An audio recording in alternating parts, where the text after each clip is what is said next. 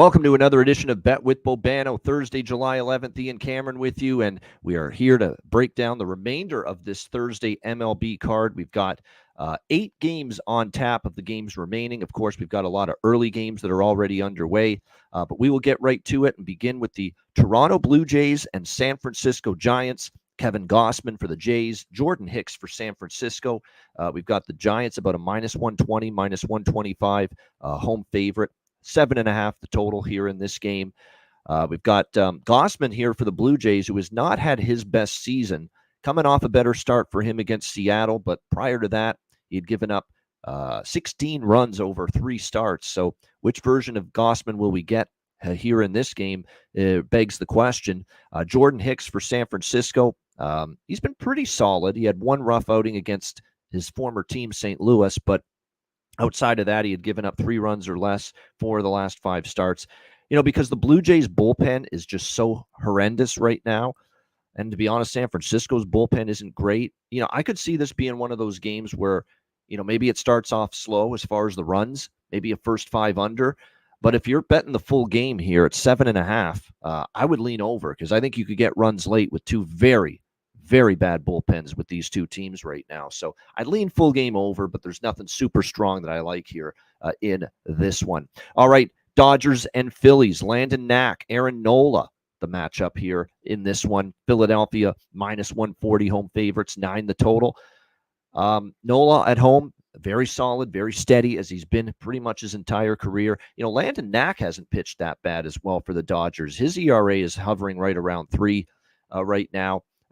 I think this one could be a first 5 under with these 2 starting pitchers. I think they could both pitch well early in the game. To be honest, both bullpens are pretty solid. Philadelphia's, has been pretty good, especially when they've been leading. They've been able to bring games home throughout the course of the season. Again, I would lean to the full first 5 under here in this game, but I haven't bet anything in this one. I think the Phillies, certainly, I understand why they're favored with Nola on the mound, but minus 140 against this Dodgers team. Not necessarily sure I'm loving the value here with Philadelphia. All right, Cubs and Orioles. We've got Justin Steele, the lefty for Chicago, Albert Suarez for Baltimore. Orioles minus 130 home favorites, 8.5 the total here in this game. This is another one where I think there might be some value on the Cubs. I like Justin Steele. I know he's had a season marred by inconsistency and injury, but boy, he's really starting to, I think, find his groove a little bit here. Since June 13th, he has given up 3 runs or less in 5 straight starts. He's coming off an absolute gem in his last outing against the Angels. Complete game, 1 run, 2 hits. That's the Justin Steele we know. He shut down Baltimore last year when he faced them. I think they might be a live dog here. I don't mind grabbing a piece of the Cubs here, plus 110. Suarez has been certainly pitching better than I expected, but there's a lot of advanced numbers that point to regression for him. It's just a question of will we see that regression, I should say, take place for Albert Suarez. But, we saw the Orioles end up winning both of the first 2 games of this series, 9-2 and 4-0. They might be live to win again. I certainly like the idea of getting a plus price here on Justin Steele in his current form. So maybe a first 5 full game money line split here on the Cubbies. It's probably the way I would go in this one. All right, New York Yankees, Tampa Bay Rays. Nestor Cortez for the Yankees, Shane Baz for Tampa Bay. We've got the Rays slight home underdogs. Actually, the Yankees minus 115 slight road favorites, 8 the total in this one. Now, finally lost a bet fading the Yankees for me yesterday. We were on Tampa Bay again. I don't think I'm going to deviate, though. I still think we can come back and take Tampa again. Shane Baz was thought to be one of the pitchers in the organization that they were very high on. He's obviously had an injury-marred 2023. His whole season got wiped out. Finally made his return 6 days ago against Texas, his first start of the season for the Rays. And Baz pitched 6 innings, gave up just 3 runs. It was a pretty solid start, even though Texas was the victor in that game. Meanwhile, Cortez, he's actually started to pitch better here these last few starts, but it's funny that, he's only given up 7 runs in his last 3 outings over 17 innings, which isn't that bad, but 0-3 are the Yankees in his 3 starts. So they have just not been able to get the job done for Nestor Cortez. He did face the Rays twice this year, once here in Tampa, And the start against them here in Tampa was not a good one. Back on May 11th, gave up 4 runs, 5 hits, 5.1 innings, and 2 home runs in that start. So I like Tampa here. I'm going to probably do a money line and a team total split for Tampa here. Their team total is only 3.5. I think they can get to 4 runs. I like the Tampa Bay money line as well. I also think the game might creep over the 8 as well, and look for the full game over maybe to come through as well.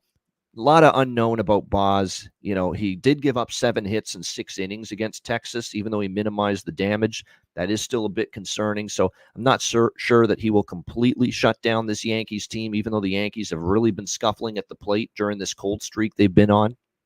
So those are the three looks for me in this game. Little Rays money line, a little Rays team total over 3.5, and a little bit on the full game over 8 in this one as well. All right, Oakland and Boston. Luis, that funky cold Medina for the Oakland Athletics. Tanner Houck for Boston. The Red Sox minus 230 home favorites. 10 the total, shaded to the under here in this one.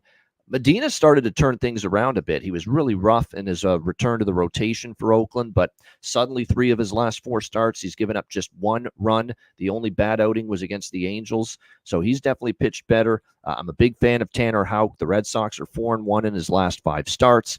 His overall numbers this year are very solid. Overall, 2.68 ERA, 3.23 ERA here at Fenway.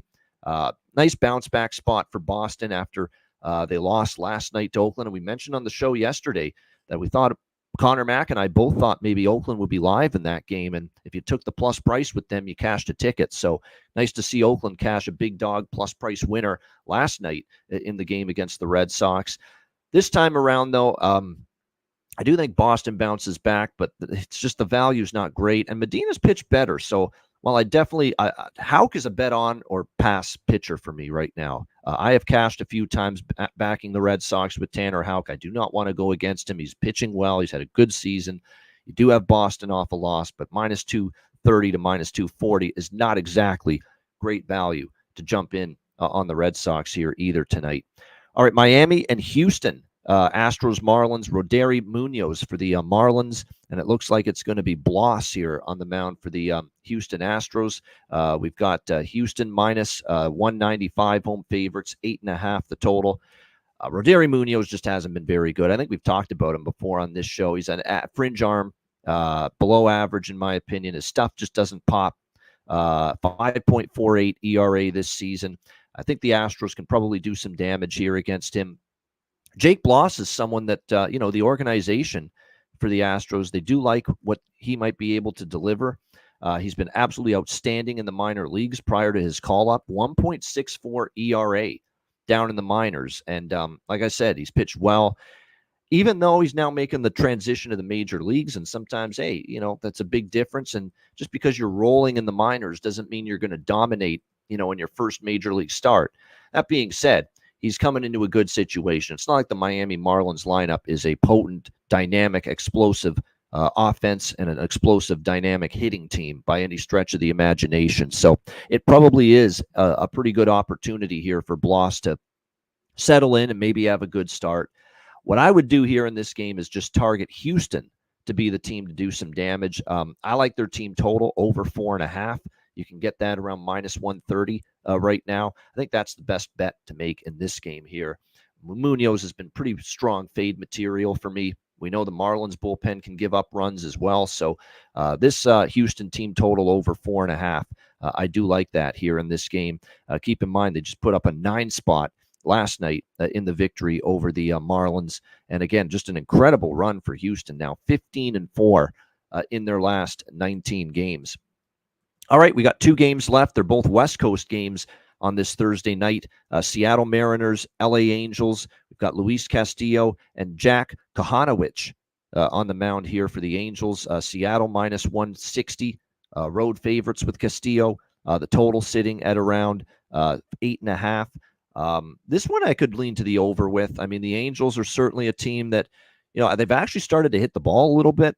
Their pitching and their bullpen continues to be pretty damn awful, though, at the same point in time. We'll see if that carries over. When you look at Luis Castillo, he hasn't been lights out at this season at times, and on the road, he's had some trouble. Look at his last 2 road starts, Tampa Bay and Cleveland. He gives up 9 runs in 10.1 innings. It's definitely not what you want to see. And the last time he pitched in this ballpark, here at Angel Stadium, August of last year, he gave up 7 runs on 10 hits in 6 innings. So he's had a tough time on the road. He had a tough time here at Angel Stadium last year. So I think the Angels can probably score some runs. I do think that Seattle can respond offensively as well. You look at the Jack Kohanovitz here for the Angels, and how he'll fare. I'm not so sure you're going to get dominant effort from him here in this start. He's coming up from Double-A, where he had a 4.55 ERA this season, 3rd-round pick in 2019. If he's that, like, the Angels haven't had a great starting staff in years. If he's that much of a great prospect, why the fuck's he only coming up to the Angels now? Why? This team's been crying out for quality pitching. If this guy was any good or good enough to make it in the big leagues, he would have been up here, last year, 2 years ago, 3 years ago. The fact now he's being called up now and he's got a 4.55 ERA in Double-A this season, I'm not going to project him to pitch well here. I think Seattle can do some damage, so I like this over 8.5 here tonight when it comes to the Mariners and the Angels. And we wrap it up with Atlanta and Arizona. Max Fried for the Braves, Brandon Pfaadt for Arizona. The Braves minus 115 road favorites in this game, and the total 8 shaded to the under. We saw a high-scoring affair last night. Probably could see something a little bit different, although I will say this about the Arizona Cardinals continue to mash lefties. I mean, that was it's been pretty impressive to see what they've been able to do. We'll see if it can continue here with Max Fried on the mound, who did have a rough outing against Philly in his last start. 5 runs, 11 hits in 6 innings, but he did pitch well before that. He got ripped by Arizona early in the season in Atlanta, giving up 8 runs in 4.1 innings. And he gave up 3 runs, 9 hits in 5 innings, his only start here in Arizona. This might be a spot to back Arizona. Brandon Pfaadt is someone that I think is a quality arm. He's someone that obviously early in the season had some issues, had some struggles for the Diamondbacks, but I still think there's some good stuff there from him. He's pitched a little bit better recently, a 3.47 ERA. He's pitched better at home this season as well. So I think Arizona first 5 full game money line, I would lean in that direction. I would with Brandon Pfaadt here for the Arizona Diamondbacks. And again, we just cannot overlook that even though Max Fried, when he's on his game, he can be tough. You cannot deny the fact that, again, versus lefties in the last 10 games, Arizona, 315 batting average, 9.4 runs per game. They have been destroying southpaws, and obviously they face one here tonight in Max Fried. A good southpaw, but I still lean Arizona here as a slight home underdog, and I would probably look at a first 5 full game money line split with them. All right, there you go. Abbreviated edition of the show, pre-recorded as well. We just wanted to get something out there today. Tomorrow, same thing. It'll be a pre-recorded show, and we'll be back on Monday with the next live edition of Bet with Bobano. Shout out to everyone tuning in. Hit the like button on the way out. Let's give you a best bet here for this card. And for my best bet for this one, I'm going to go back to that Miami-Houston game. Give me that Astros team total, over 4.5. Roderi Munoz just isn't very good. His ERA is 5.47. He's not going to pitch deep. There's going to be opportunities for the Astros to score early, score late, and I think they're going to be able to do that here tonight against the Marlins. So let's go with the Astros team total, over 4.5, minus 130. That is going to be my best bet here for this Thursday MLB slate. All right, that's a wrap. Thanks for tuning in, everybody. I'm Ian Cameron. As always, bet like Tony Soprano, bet with Bobano, and we'll see you on Friday for another edition of Bet with Bobano.